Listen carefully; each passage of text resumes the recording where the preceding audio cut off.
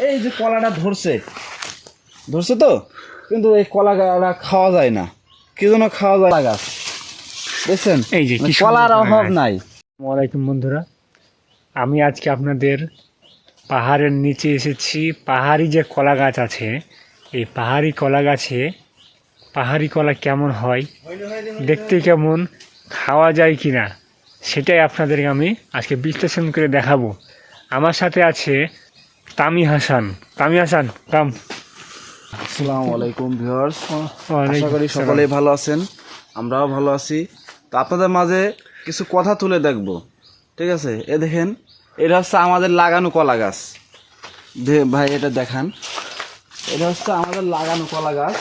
এই কলা কত সুন্দর হয়েছে দেখেন। আমরা এই কলা তো দেখেন, আমরা এই কলা লাগাইছি হেলি শুটের মাধ্যমে। আমরা এই কলা বিভিন্ন মানে সংগ্রহ করি, সংগ্রহ করে লাগাই। লাগানোর পরে আল্লাহর নিয়ামত দেন, কত সুন্দর কলা হয়েছে। এবং এই কলা খাইও আমরা, রমজান মাস চলে, সেই উপলক্ষে আমরা এই কলাগন্ধা খাই। আপনার আর একটা কিছু লক্ষণীয় বিষয় আপনাদেরকে আমি তুলে ধরবো, আসুন।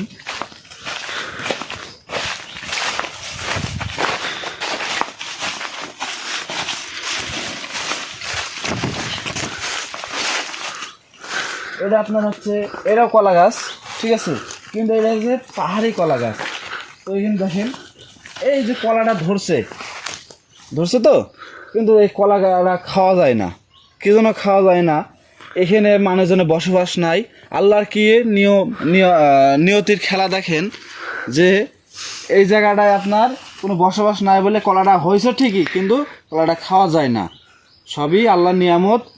আর এই কলাটা আমরা লাগাইছি বলে বিধায় কলাটা খাওয়া যায়।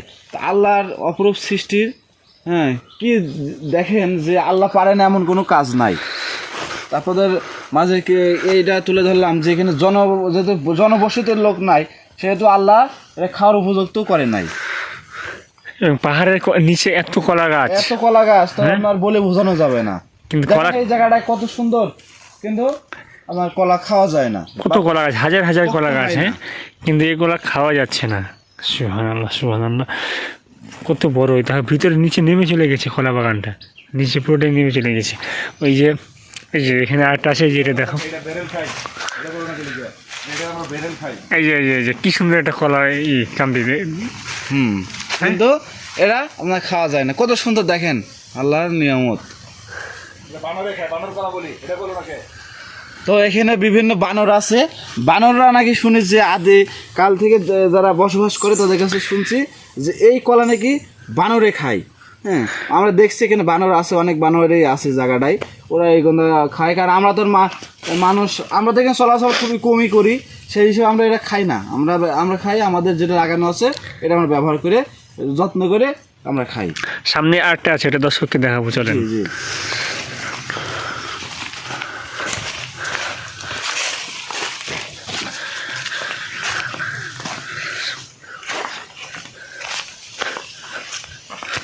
কি জঙ্গল, হ্যাঁ, চারিদিকে। দর্শক ভাইরা, যদি আপনারা কেউ বাঁশ নিয়ে কেউ বাঁশ নেওয়ার আগ্রহ থাকে, বিনি পয়সায়, আমরা কোনো টাকা নেব না, বিনি পয়সায় আপনাদের দেখা যাচ্ছে এলাকায় 100, 200, 300 টাকা করে পিসের দাম, সেই হিসাবে আপনাকে আমরা ফ্রি বাঁশ দেবো। কেউ যদি বাঁশ মানে নেবেন বা গরিব দুঃখী মানুষের দান করবেন বা নিজে বাঁশের কোনো কাজ করবেন, তো দর্শক ভাইরা এখান থেকে নিতে পারেন। আমরা কোনো টাকা পয়সা নেব না।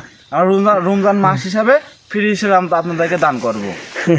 কারণ জঙ্গলের ভিতরে তো বাঁশের অভাব না, হ্যাঁ, কোটি কোটি বাঁশ। এবার আরেকটা জিনিস দেখেন, এই দেখেন আরেকটা হচ্ছে জঙ্গলের ভিতরে, বাঁশের ভিতরে কলা গাছ, দেখছেন, এই যে কি কলার অভাব নাই, ঠিক আছে, অথচ এই কলা খাওয়া যায় না, বানরে খাই। কত কলা গাছ, হাজার হাজার কলা গাছ চলে গেছে নিচে। এখন দর্শকদের উদ্দেশ্যে কি শেষ বলে দাও। জি, তো দেখেন আমরা কোন জায়গায় আছি।